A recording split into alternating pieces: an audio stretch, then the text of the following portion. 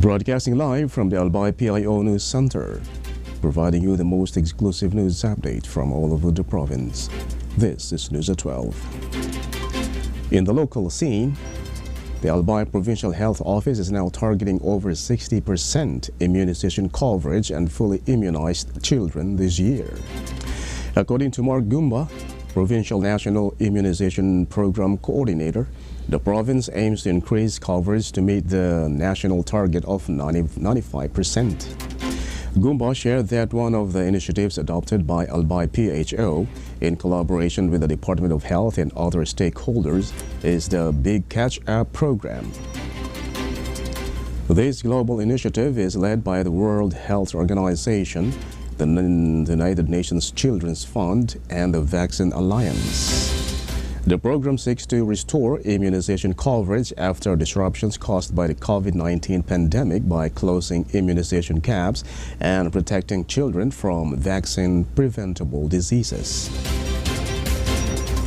In addition to the Big Catch-Up program, Gumba emphasized that the Albay PIO NIP continuously reminds rural health units and city health offices to record their immunization sessions to ensure accurate data reporting. Albay achieved approximately 57% immunization coverage in 2024, as confirmed by the Philippine Statistics Authority and Department of Health. For the first 2 months of 2025, the province has already reached 60.29% immunization coverage, which equates to 3,011 fully immunized children.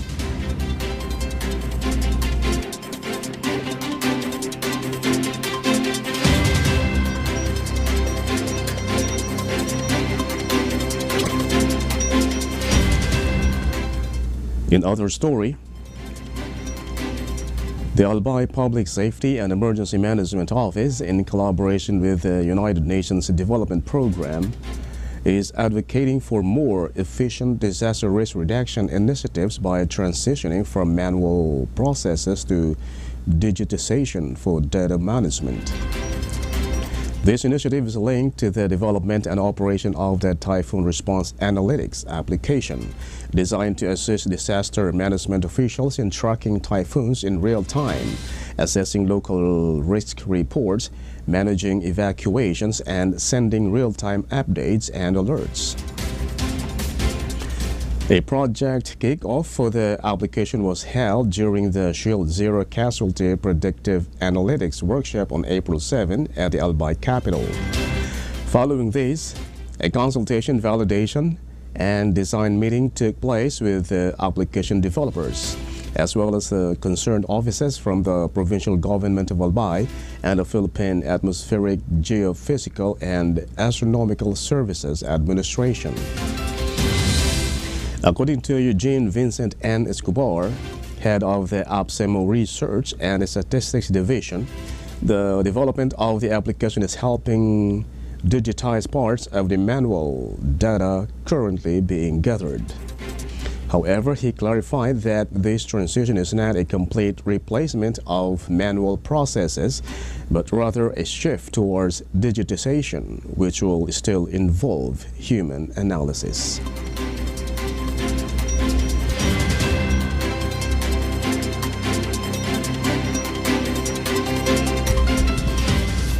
In the national scene, executives from the Department of Justice, the Philippine National Police, and other government agencies have denied providing assistance to personnel from the International Criminal Court, who reportedly arrived in the Philippines seeking evidentiary documents.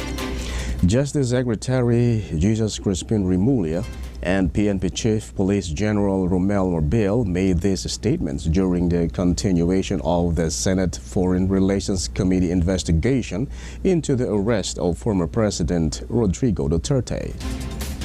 Senator Amy Marcos inquired whether the cabinet and PNP officials had cooperated with the ICC following their absence from the second hearing regarding Duterte's arrest. It was during this hearing that it was revealed that several ICC personnel had reportedly come to the Philippines in late 2024 to gather documentary evidence against the former president. Remulla noted that civil society organizations might have assisted the ICC in obtaining the necessary documents. PNP Chief Romel Marbil also expressed that he was unaware of the ICC personnel's purported evidence-gathering efforts in the Philippines. In the previous hearing, Marcos mentioned that at least 4 ICC personnel arrived in the Philippines in October 2024. The president alleged that the documents reportedly acquired by the ICC personnel were utilized in the warrant of arrest issued against Duterte. Duterte was flown to The Hague following his arrest on March 11 and was placed in detention at the Hague Penitentiary Institution, also known as Scheveningen Prison, on March 13. He appeared before the ICC via video link the following day, during which the court presented the charges against him related to the killings associated with his administration's war on drugs. Meanwhile, confirmation of the charges against him is scheduled for September 23, 2025.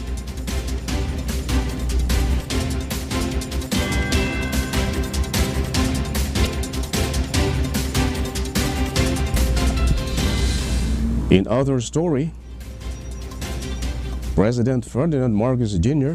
has instructed the military to ensure peace and security throughout the election season. This directive was issued during his visit to the troops of the Army's 6th Infantry Division at Camp Brigadier General Gonzalo H. Sionco in Dado Odin, Zinzuat, Maguindanao, as reported by the Presidential Communications Office. The president highlighted the necessity of military presence and visibility, particularly during the ongoing campaign leading up to the midterm elections on May 12. On March 19, the Commission on Elections noted a slight reduction in the number of areas classified as facing serious election-related threats, from 38 to 36. Marcos commended the Army's 6th Infantry Division for their dedication to fostering peace in the region and for successfully reintegrating former rebels into the society.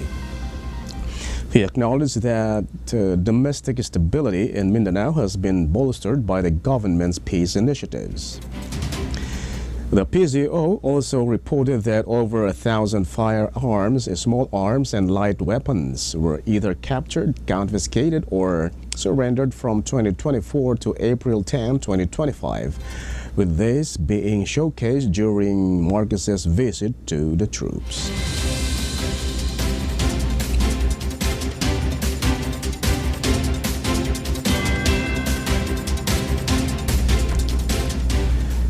In other news, the Department of Social Welfare and Development has deployed its psychological first aid team to provide immediate assistance to survivors of the 7.7 magnitude earthquake that struck Myanmar on March 28. Assistant Secretary Irene Dumlao from the DSWD's Disaster Response Management Group announced that the team arrived in Yangon on Friday to commence their humanitarian mission. This 8-member DSWD team, which includes a psychologist and social workers, is currently engaged in orientation and planning sessions to ensure smooth coordination and effective service delivery once they are fully deployed. The PFA personnel are part of the larger Philippine Rapid Response Deployment Team, which includes representatives from the DSWD, the Department of Foreign Affairs, and the Department of Health. Upon their arrival in Myanmar, team members, alongside with Philippine Embassy officials, assisted bereaved families in receiving the ashes of 2 Filipino nationals who tragically lost their lives in the earthquake. In the Philippines, the DSWD has initiated counseling sessions for the families of affected overseas Filipino workers, many of whom were teachers. The department has also provided 10,000 pesos in cash assistance to each family of the impacted OFWs.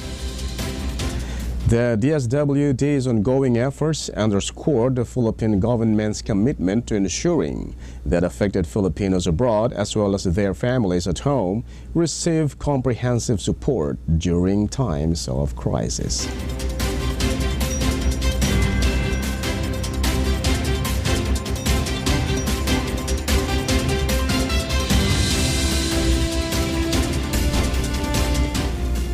And in the news outside the country, China will raise the additional tariffs on products imported from the United States to 125%. Effective Saturday, the Customs Tariff Commission of the State Council announced. The announcement follows the U.S. move to raise the reciprocal tariffs on Chinese imports to 125%. The Commission said the U.S. imposition of excessive high tariffs on China seriously violates international economic and trade rules, goes against the fundamental economic laws and common sense, and is nothing but unilateral bullying and coercion. However, should the U.S. persist in substantially undermining China's interests, it will take firm countermeasures, the Commission added.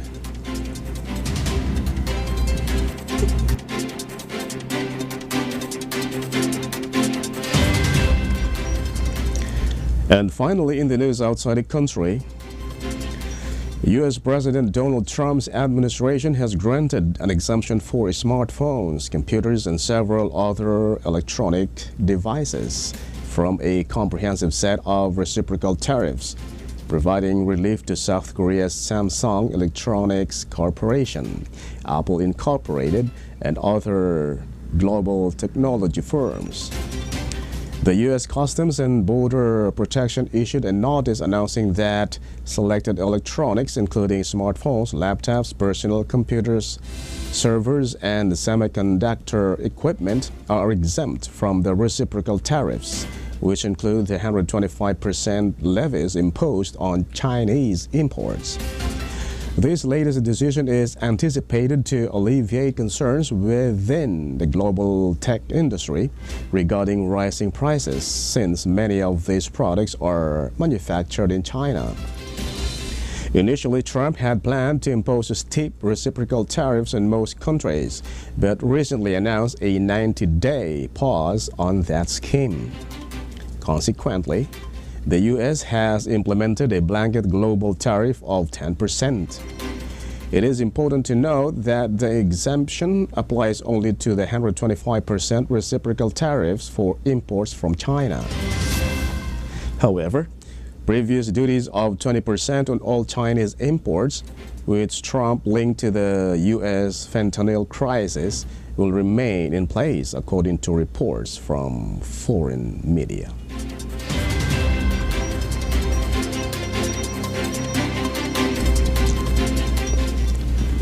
And that's all for the news at 12, April 14, 2025. We'll be back tomorrow for more news updates. Thanks to our news writer, LJ Lurejo and Erica Dumlao. And on the technical side, Chad Bobis. Of course, our Provincial Information Officer, Mary Luduca Castillo. And under the supervision of our Governor, Baby Glenn Daong Bungao, I am Greg Hallare. Thank you for subscribing.